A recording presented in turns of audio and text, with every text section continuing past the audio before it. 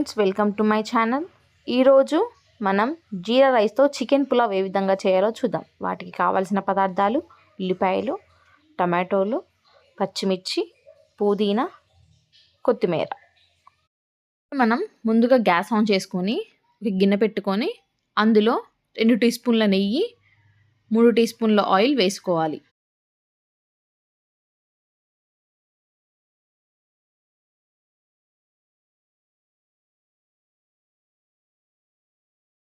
అది కాస్త వేడయ్యాక అందులో 3 బిర్యానీ ఆకు, మరాఠీ మొగ్గ, 2 జాపత్రి, చెక్క, లవంగాలు, షాజీరా వేసుకోవాలి.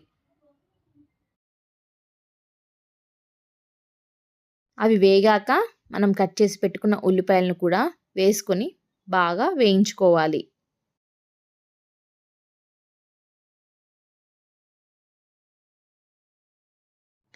అవి కాస్త వేగాక పచ్చిమిర్చి కూడా వేసుకోవాలి.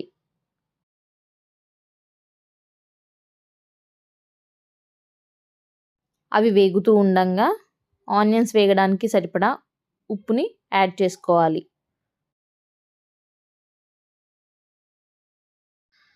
అదేవిధంగా అందులో కొంచెం పసుపు కూడా వేసుకోవాలి.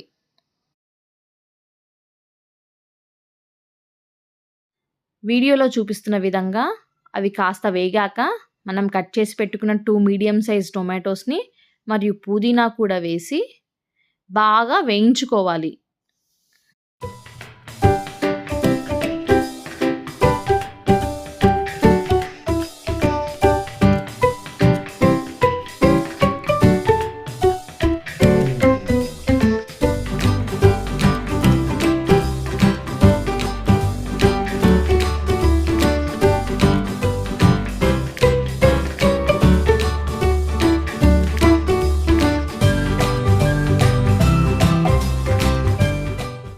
అవి ఆ విధంగా వేగాక ఫ్రెష్గా నూరి పెట్టిన అల్లం వెల్లుల్లి పేస్ట్ని వేసుకోవాలి.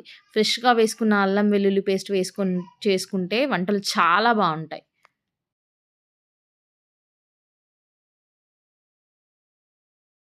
అల్లం వెల్లుల్లి పేస్ట్ పచ్చివాసన పోయేదాకా బాగా వేయించుకోవాలి.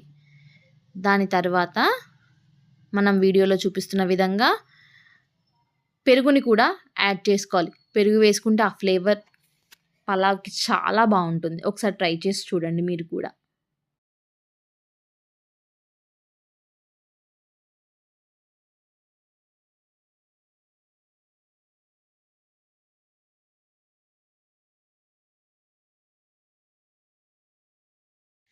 పెరుగు వేసుకొని ఆ విధంగా వేయించుకున్న తర్వాత మనం మ్యారినేట్ చేసుకున్న చికెన్ని ఆ మసాలా మిశ్రమంలో వేసి బాగా వేయించుకోవాలి.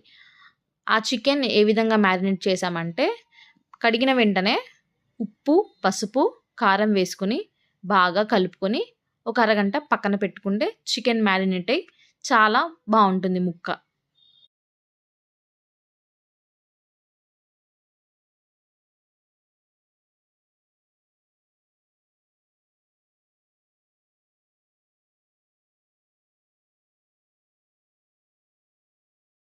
చికెన్ ఆ మసాలాలో బాగా మగ్గాక కొంచెం కసూరి మేతిని కూడా వేసుకొని బాగా వేయించుకోవాలి.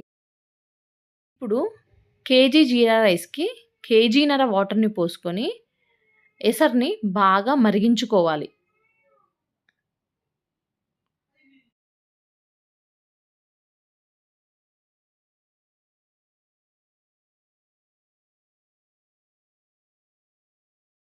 మనం పోసుకున్న ఎసరు వాటర్లో సరిపడా ఉప్పుని కూడా వేసుకోవాలి.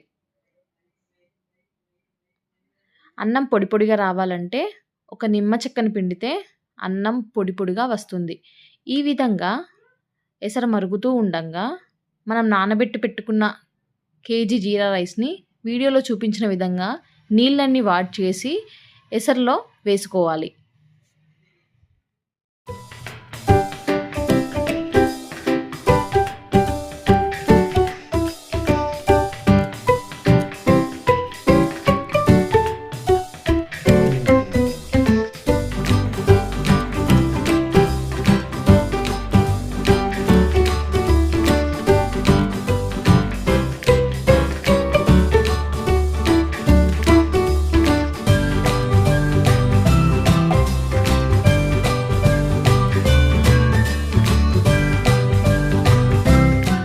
బియ్యాన్ని వేశాక చికెన్ మరియు బియ్యాన్ని ఈ విధంగా తిప్పుకోవాలి. మూత పెట్టి 15 నిమిషాలు మీడియం ఫ్లేమ్ మీద దమ్ చేయాలి.